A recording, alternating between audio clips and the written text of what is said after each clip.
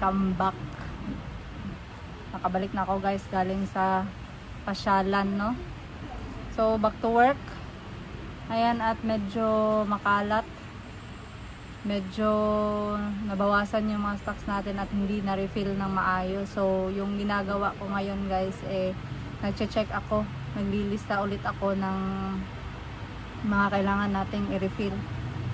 So, bago muna ako magsimula guys ng paglilista, mag-share muna ako ng experience ko, no, sa Vietnam, kasi maraming nangyari doon. So, ayan, di ba nga, nag-book kami ng group tour. So, malalaman natin ngayon kung nakamura o mapapamura ka sa bakasyon na ito. Ayan, kasi yung nangyari guys, kasi nga, di ba, mag-start tayo doon sa first ko napansin guys yung marketing strategy nila, no? So, first, yung nag-book si Madam Tan Gibbs, actually, sinama niya ako as gift sa birthday ko and birthday ni Ashley. Ayun, kaya magkasama kaming dalawa, magkasama kami sa tour. Tsaka si Mama sinama na lang din para makapasyal. Ayan, so 5 kaming umalis. At saka yung nangyari, nag-book siya ng group tour para less hassle sa mga travels, diba? At mas mura kasi nga as group yung pag-travel, as group yung mga lakad, so as group yung mga pagkain, so mas makakalas talaga kami. So yung nangyari guys, una-una ko talaga napansin yung marketing strategy nila. So yun nga, yung ticket namin from Manila to Vietnam, Vietnam to Manila, meron kaming free. Nadalan ko ni Mama sa reply butang. Salamat. Meron nangyari guys, meron kaming free baggage na 30 kilos each per head, papunta, tsaka pabalik. Ayan, so yun nga, meron kaming tagta 30 kilos per head. So syempre, sa mindset mo, sayang kung wala kang madadala sa 30 kilos each na yun. So, yun na nga, meron sa tour, sa group tour kasi, yung number 1 or day 1, day 2, dun kami pumapasyal muna sa highlights ng Vietnam, yung Dragon Bridge, yung Bana Hills, tsaka yung other na tourist spot nila. Yun yung inuna namin muna. And then sa day 3 tsaka day 4, dun kami pumunta sa compulsory tour ng Vietnam, which is parang affiliated sa government nila, na sinusupport ng government nila yung tour na yon na dapat kasali, kasi nga isa yon sa mga products ng Vietnam na dapat makita ng mga turista. So ayun nga guys, so yung first namin napuntahan, yung very first tour, parang sa naaalala ko yung pearl shop nila, or tinatawag na treasure shop, yun. So yun naman, syempre may ganyo ka, may mga sales stock, may mga discounts. So syempre kapag meron kang credit card, mabubudol ka talaga, no? Tsaka maganda kasi guys yung pagka-explain, may mga, yung first namin yung agarwood bracelet, may mga benefits kasi siya, health, lucky charms, yung mga ganon. So syempre kapag meron kang extra or meron ka talagang dalang pera, mapapabili ka na lang talaga. Ayan, so yung next nila, meron kasi akong kodigo guys, no, para hindi ko makalimutan yung sasabihin ko. So ang next namin na pinuntahan pagkatapos ng bracelet, yung mga pearl, mga ganon, pumunta kami sa latex shop. Yung latex shop na yun guys, yung rubber na galing sa rubber tree mismo. So yung binibenta doon is beddings, pillows, blankets, mattress, no? So yung mga car seat, yung mga neck pillow, ganun, basta mga gawa sa rubber, sorry. So yun, napabili si Madam Tan Gibbs, na budol siya kasi nga merong promo yun na free shipping fee nationwide. Pero syempre nga, number 1, dahil meron tayong free baggage na tagta 30 kilos, madadala mo talaga, or dadalhin mo na lang, iisipin mo na lang na dadalhin ko na lang, since meron naman kaming 30 kilos. And yung mattress guys, nakatimbang na nila, kasali yung maleta, nasa 28 kilos. Alam na nila kaagad. Kasi nga yun yung point ng free 30 kilos luggage nila. So yun, napabili si Madam 10 Gibbs ng dalawa, but seems 5 kami, meron pa kaming tatlong 30 kilos. So ayun, yung dalawang, ang bigat 28 kilos talaga. So nabuhat namin yon na kami lang during flight na namin papuntang Manila at saka Manila to Jensen. Yun yung time na binuhat namin. So yung next naman namin pinuntahan guys, parang day 4 na nangyari, is yung silk shop nila, which is sila yung nagsusupply sa mga kilalang brands. Ayan. So yung mga branded, yung mga masyadong mahal na mga silk, yung mga mahilig sa silk. Ayan. So nakita naman namin yung quality, yung pag-explain nila na galing talaga ito sa isang cocoon, na ganito lang kaliit, tapos nakakagawa ng mga silk na ganito kahaba. So meron naman, hindi ko kasi masyadong naintindihan guys, pero yung quality kasi pinapahawak nila kung ano yung difference ng ganitong klaseng cocoon, may golden, may white, may ganon.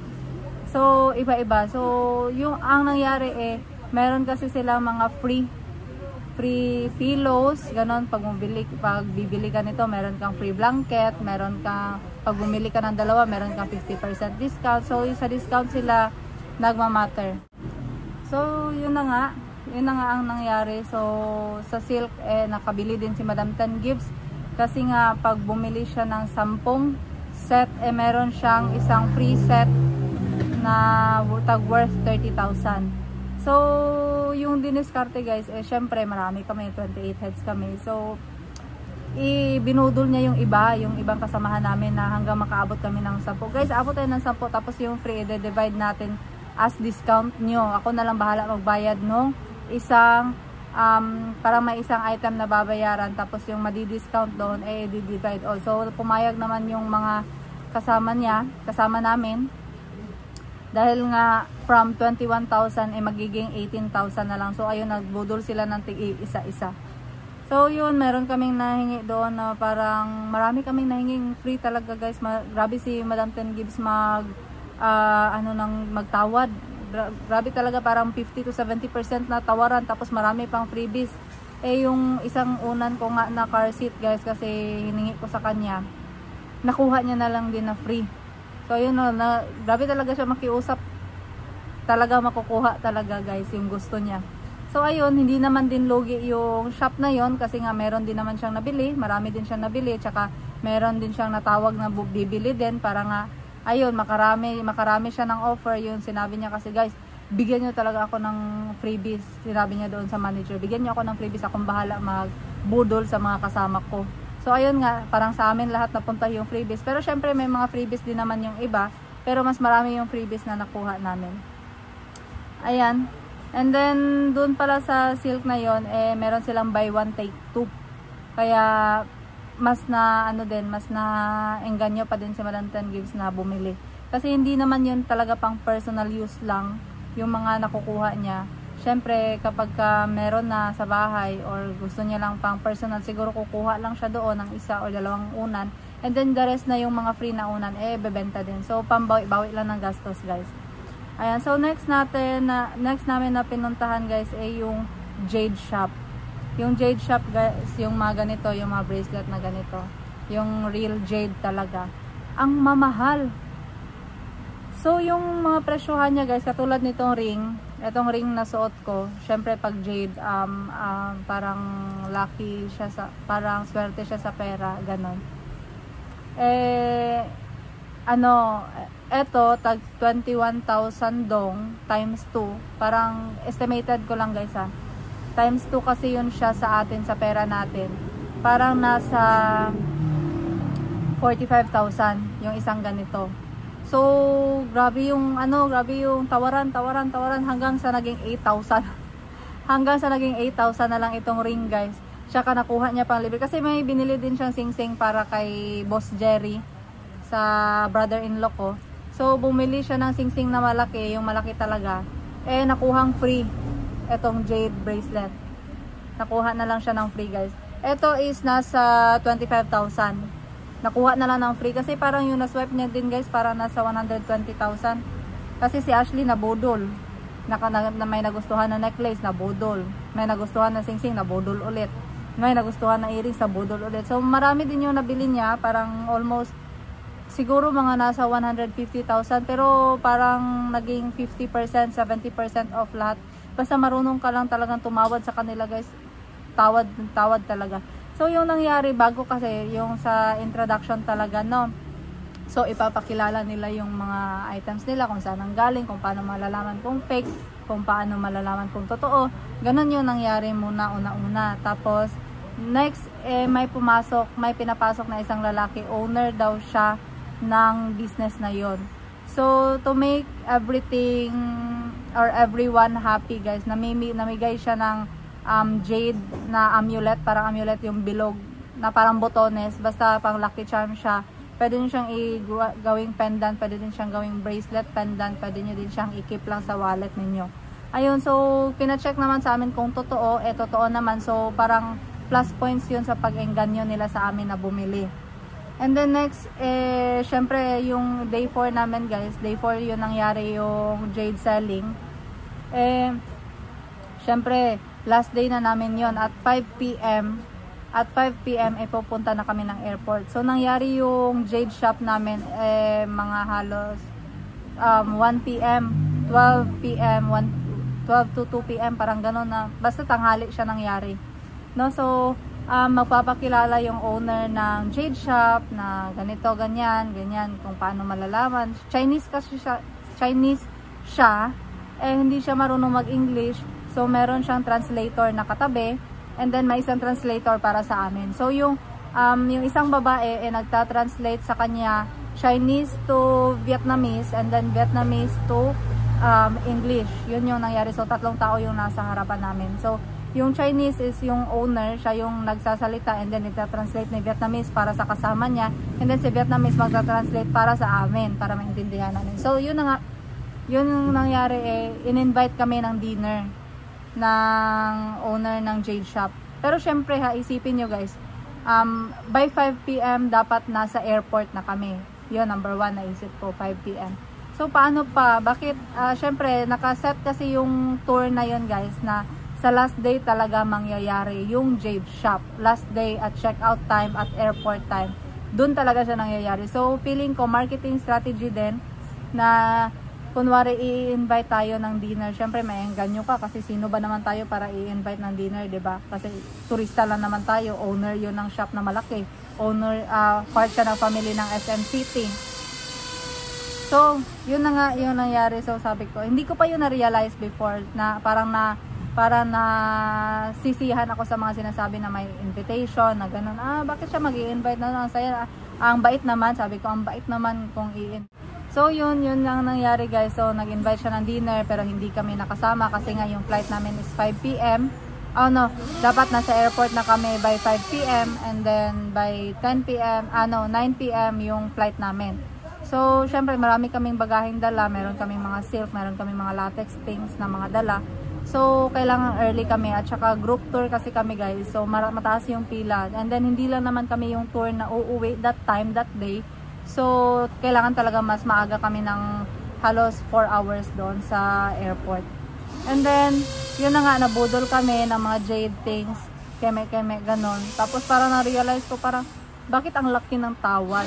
Parang, ilan ba talaga yung dapat lang na presyo niya? No, kasi halos 70% off, halos 70 to 80% off mong nakukuha yung items. Basta marunong ka lang tumawad. Kasi kung ikaw guys may pera ka, tapos hindi ka marunong tumawad, makakabili ka talaga ng items nila at higher price. Ako, si Madam 10 Gibbs, grabe magtawad. Nakuha lang ng halos 80% off, halos nakakuha pa talaga ng free. No, so isipin mo guys, siguro yung presyo nila doon mataas na talaga. Lagay natin 100% yung patong nila doon, or times 2, 50%. Or basta naka times 2, tapos bahala na lang kung mag-markdown kakatawad, hindi pa rin sila nalulugi. So depende pa rin guys sa inyo, depende sa inyo yung mag-negotiate kayo. Kasi kung ikaw yung tao na hindi marunong mag-negotiate, tapos mahilig ka sa mga bato, mahilig ka sa mga ganyan na items, mahilig ka sa jewelry, makakabili ka talaga ng mahal. Ng mahal na mahal talaga. Mahal talaga siya guys kasi nasa isipin mo itong bracelet nasa 25,000, itong jade na bracelet 25,000, tapos nakuha lang ng free. So isipin mo yun, magkano yung profit nila sa inyo kung nakuha mo ito ng 25,000. Tapos next guys, parang ako talaga yung parang ang hirap pag nabudol kasi ang laki-laki ng mga presyohan nila guys, ang mahal talaga. So okay lang naman kasi maganda din naman siyang investment, no, kasi hindi mo siya mapeprenda, hindi mo siya mabebenta sa pawn shop kasi nga wala naman siyang value. Ang mo lang doon advantage is nakabili ka ng real stone, real. So yun na nga guys, natapos na kami doon sa masaya naman siya. Mas nagustuhan ko yung group tour kasi nga sa Knowing Vietnam, yung pagkain nila is more on gulay-gulay, more on tea, more on healthy living kasi sila doon guys. So mas nasiyahan ako na nasa group tour kami kasi hindi na kami nahirapan maghanap ng pagkain. Kasi yung hotel namin meron namang free buffet breakfast, and then sa tanghali buffet pa rin, and then sa dinner time namin nakaset na din kung ano. So unlike sa magdi-DIY kami, mas nakales kami kasi nga hindi na kami mag-iisip at saka hindi na kami mahihirapang pumili ng pagkain. So okay lang, hindi naman namin napuntahan talaga yung lahat ng ng Vietnam kasi nga merong apat din na city, merong Hanoi, merong Sapa, merong Ho Chi Minh, tsaka kami doon sa Da Nang. Yung pinuntahan namin is Da Nang. So maliit lang naman siya, halos nag-ikot-ikot lang kami, ibang araw lang, pero yung mga dinadaanan namin is same lang din naman. So ayun na nga guys, nag-flight na kami sa papuntang Manila. And then while waiting sa gate, parang naisip ko lahat ng paano nangyari yung ganong style. So yun pala, nakasuporta yung gobyerno nila sa products talaga ng Vietnam, kaya meron kaming free luggage na 30 kilos. So yun, nagamit din naman namin lahat kasi sa damit namin lahat, apat, nilagay namin sa isang bagahe. And then meron kaming mga chocolates, mga coffee na binili din para pasalubong at pang benta-benta. Niramihan na lang namin kasi sayang talaga yung tag 30 kilos namin guys. Alam niyo na si Madam Glory, si Madam 10 Gibbs na ayaw talaga ng may nasasayang, no? So ayun, ginamit talaga namin lahat ng baggage namin. So yun, nadala naman lahat. And then pagdating sa Manila guys, hindi pa tapos ang lahat. Kasi nagkumpra pa siya ulit guys. So yung tatlong bagahe namin na tag 90 kilos, pinadala namin. Pinadala namin via cargo, air cargo, pinadala namin sa PAL. So yung una-una, doon kami sa Cebu Pacific na cargo pumunta. And then naisip ko guys, bakit naging 8,600 yung tatlong bagahe?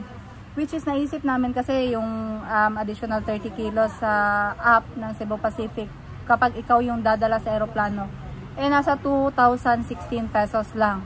Yung kami guys, nagpa-cargo, naging 2,416 na tuloy yung bagahe na 30 kilos. Parang imbis na makamura kami kasi cargo nga siya, hindi namin dadalhin personal, napamahal pa tuloy. So umalis kami guys kasi yung pangit yung service nila, pangit yung lalaki, sorry po.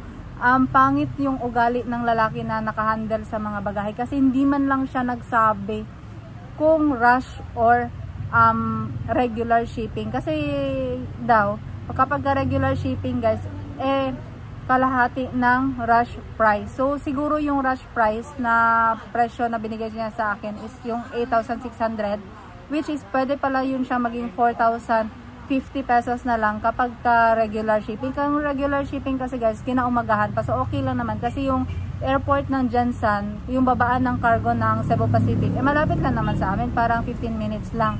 So sabi ko, bakit ang mahal? Then hindi kasi nag-e-entertain. Alam mo yung kinakausap mo siya guys, pero tumatalikod, umaalis. So ayun na nga, kinarga na lang namin ulit yung 90 kilos, yung tatlong bagahe.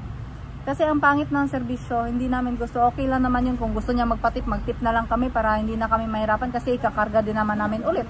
Tapos ibabalik din namin, walang options kasi. So ayun na nga, bumalik kami or naghanap kami bumalik kami sa daan, humanap kami ng ibang cargo. So ayun, napunta kami sa Philippine Airlines. Ayun, at nag-process na kami. Si Boss Jerry yung kasama ko, si Madam Ten Gibbs nasa sasakyan kasi umuulan-ulan. And then kaya lang naman namin na dalawa. Kasi nga kung marami na kami doon plus crowded pa yung area, parang gugulo yung setup namin sa pag-ano. Nagmamadali kami, alas 12 na, gutom na yung time na yon.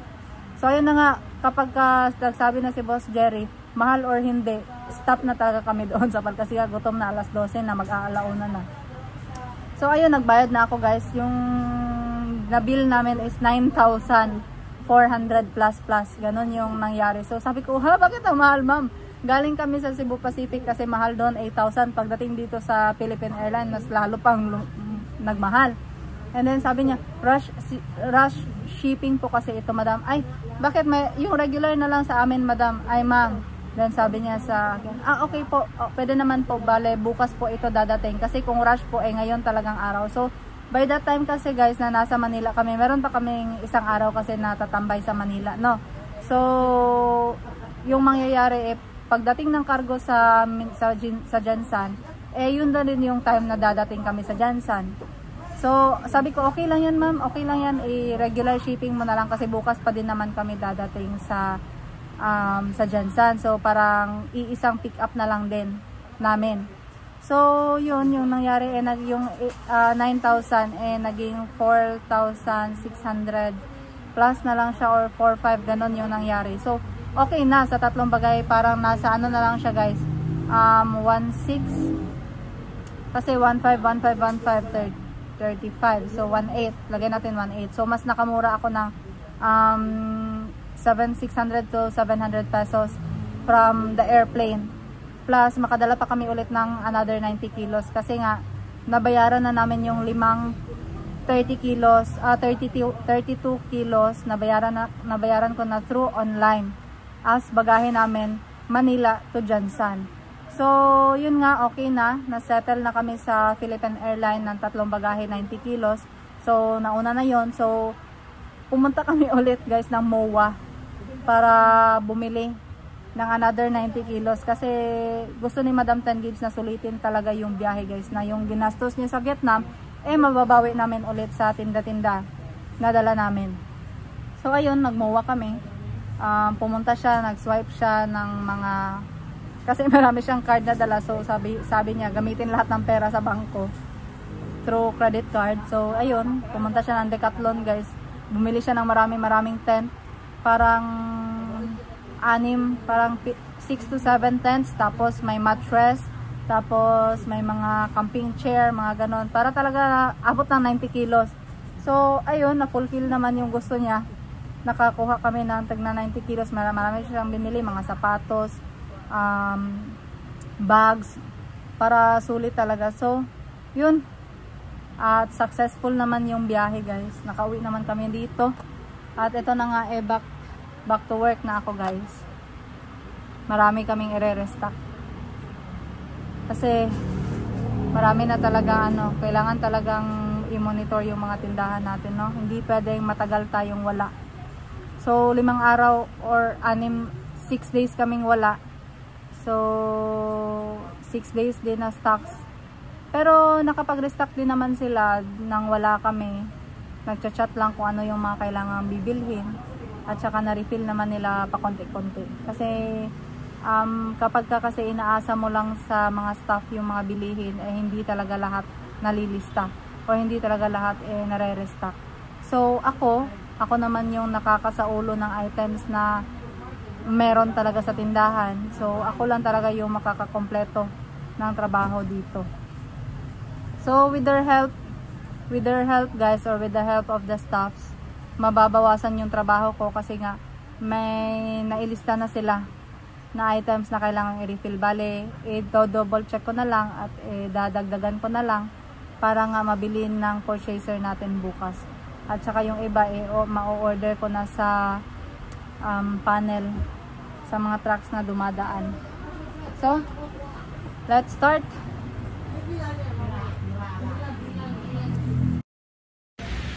Ayan, pinaayos ko yung sa mga sauce guys kasi yung spaghetti sauce tsaka tomato sauce and naghalo na naman ulit. Kaya pinaayos ko kasi nga mahirap hanapin, no?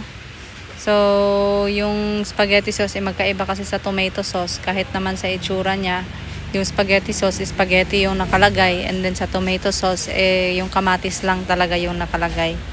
Yun yung number 1 kasi na nagkakamali dito sa mga sauce. Kaya minsan pag nag-check ako, sinasabi nilang wala na, yun pala nakahalo lang pala sa mga spaghetti.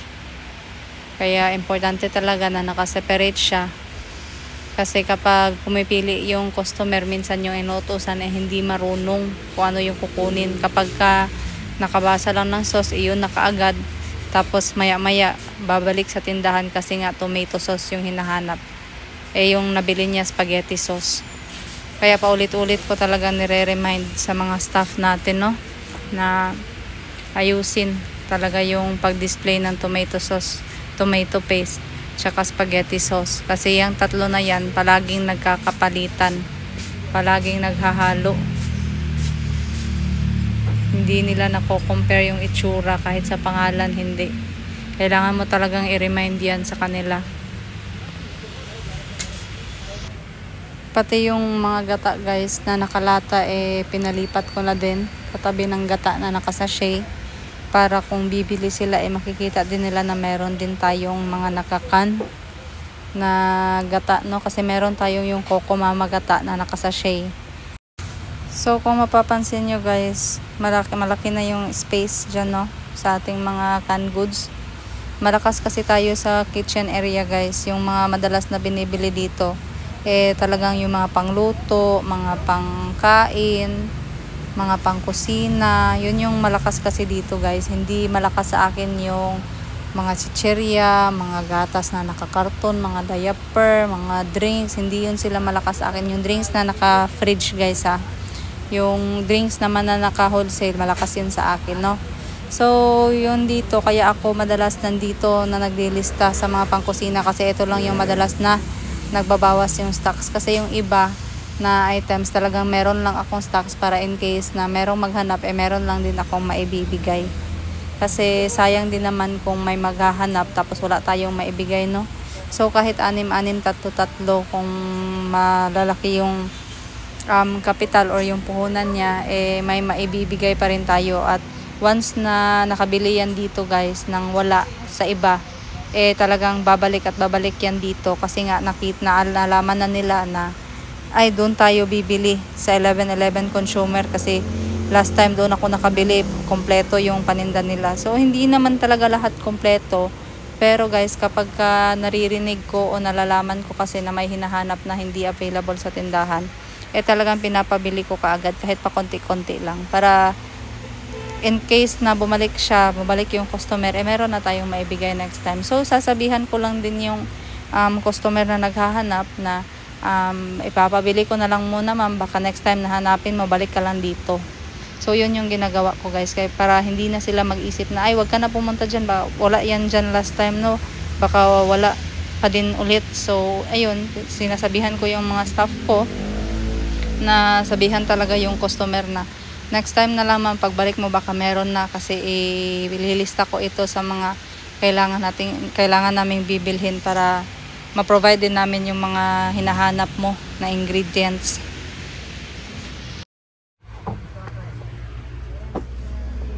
Ayan guys, oh. Tingnan nyo kung ano yung mali. Ay nako, pinaghalo na naman yung Bioderm tsaka Safeguard.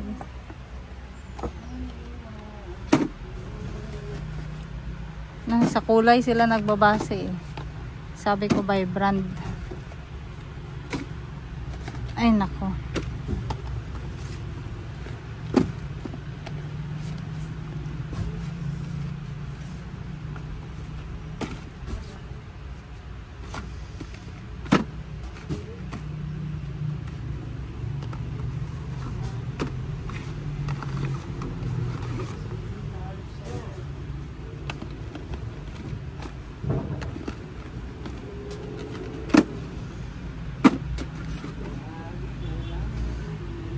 Safeguard pala dito.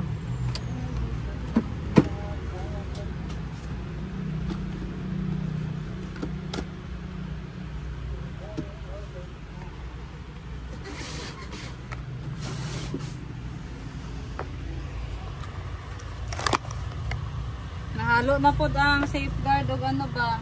Nas, ikaw na nagabi, inanapon. So, una kong nagbintiwan ni Ron. Hala, si Muning. Nag-ipurin ako yung nagkapon. Nagbi siya dire. Ayan guys, yung may kasalanan daw nito si Muning. Sabi ni Daisuke. Kasi si Muning daw dito kahapon, kaya siguro naka-bicolor. Kasi si Muning, ano siya sa kulay guys, mas gusto niya yung pink lahat. Ay nako. Kasi napansin ko kay Muning guys, pag pupunta siya dito sa tindahan, nakikita niya yung ginagawa ko. Ginagaya niya. Tapos, yung iba kasi, yung ibang item, katulad ng mga downy, bicolor ko yan inaayos. Like red lang lahat. Siguro ito, akala niya parehas lang. Kasi since 5 years old pa lang siya, hindi pa siya masyado marunong magbasa. Hindi niya na-differentiate yung pangalan. Kaya pala naghalo yung mga pink na safeguard tsaka pink na biodome.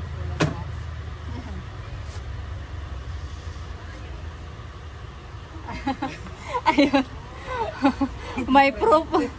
May proof pala dyan si Muning guys. Nag-arrange ng mga sabon. Patay. Pagalitan ko to mamaya ba? Ngayon siya guys, nakikita niya yung mga trabaho ng mga ano dito, ginagaya niya. Tapos akala niya siguro, basta pareho yung kulay, okay na. Tanungin ko nga siya mamaya.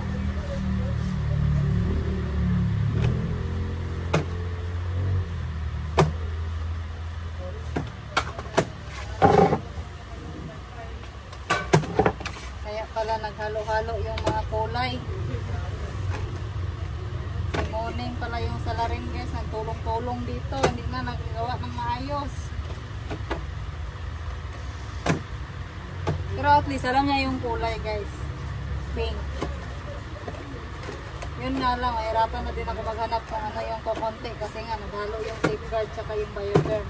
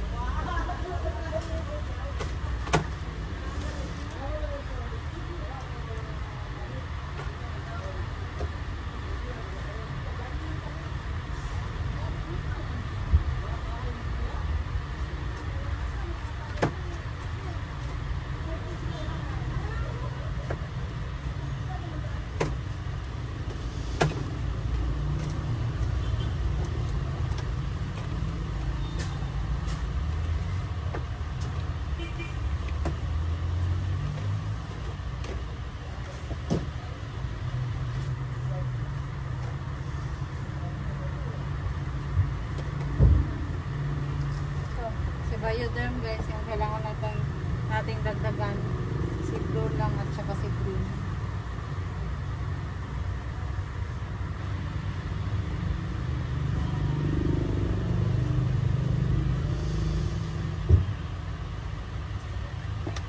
Yung safeguard naman, meron na siyang kukunti ang stocks pero may panel kasi to. Ayan. So konti na lang si yellow and then wala ng green. Wala na ding blue. Pero may panel kasi yan siya. So sa panel lang natin yan o-orderin. And then yung mga sachet.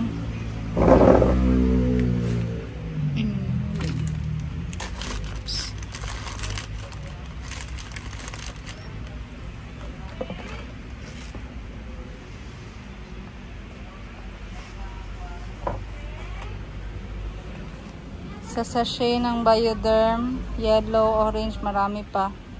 Agoy. Hinalo na naman yung maliliit sa malalaki. Ito kasing isa, tag 18, 60 grams. Ito, tag 33, 90 grams. Ngayon, paano ko yan makikita? Yay. Ulit-ulit sa trabaho. Day! Dali sa akin ako yung instruction.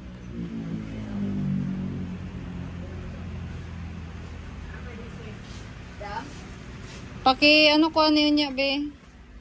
Segregate mo tong 90 grams tsaka 60 grams. Kaya hindi ko na makita kung ano yung kailangan bilhin. Oo. And then sa mga keratin, hindi na refill yung gold. Papa-refill natin. Kasi meron pa namang stocks doon sa baba, keratin gold. Malakas kasi yung keratin gold dito. Wala yung naka-refill sa keratin gold na single. Ano sa to? Ayan guys, isa din pala. Kasi parang hindi ko nabanggit sa last vlog ko kung bakit may presyo yung items natin. Kasi katulad nito, maliit tsaka malaki. Parehong-pareho kasi yung itsura niya. So minsan pag may bumibili ng tig-6, tig-12 na ganito, kapag wala itong presyo guys, yun nadadali lahat sa, minsan nalulugi ako kasi yung sa tag 18, ito yung ini-scan nila, tapos meron pala nahahalo na tag 33. So yun yung problema kapag wala tayong presyo no, sa ating items, kasi minsan hindi na nade-differentiate sa size kahit napapansin naman, pero hindi talaga maiiwasan nagkakamali. So dito na ipapan siya tag 18, tsaka nadadali yung 90 grams. Nasasama siya sa tag 18 na presyo. So kapag ganito may presyo, nakikita nila, so nag-check din nila ulit. Kasi minsan kasi pwede naman i-quantity mo lang, i-change mo lang yung quantity, at isa lang yung ipapunch mo, change mo lang yung quantity ng 6 pieces or 12 pieces, automatic na yan lahat, lagay doon sa supot. Unlike kung tag-iisa-isahin mo siya ng punch, pwede din naman yun, pero hassle siya, kaya yung ginagawa change na lang yung quantity. Kaya din yan may presyo. Para habang ini-scan, habang binibilang, nakikita na yung merong tag 33, merong tag 18. Ayan, pero minsan hindi maiwasan. Hindi naman lahat, no? Siguro, nandadaya. Hindi lang natin alam. Pero isang risk din kasi yun sa mga ganitong tindahan, nililipat yung presyo. Kaya yung hindi mga katulad niyan, maramihan yung bibilhin, tapos isa lang yung ipapascan. Pero minsan kasi guys, sinasabi ko na isa-isahin talaga ng scan, lalo na yung mga pare-pareho yung itsura, kasi minsan nga, ayun, may nahalo na malalaki, may nahalong maliliit. Okay lang kung yung naipunch nila tag 33.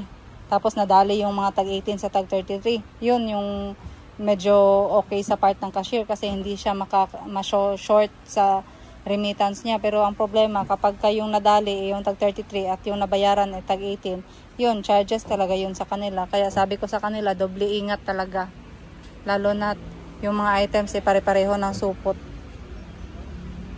Dito kasi sa Safeguard guys, hindi talaga sila magkakamali dito, kasi yung next size ng Safeguard nakabox na. Ayun, dito naman sila madadali, pero malaki kasi talaga yung diferensya ng maliit na box tsaka malaking box nila. So parang hindi sila magkakamali dyan. Yung sa sachet kasi ng Safeguard, isa lang, and then yung pinakamaliit, yung hotel size, yung one time use lang, yun yung next size nila.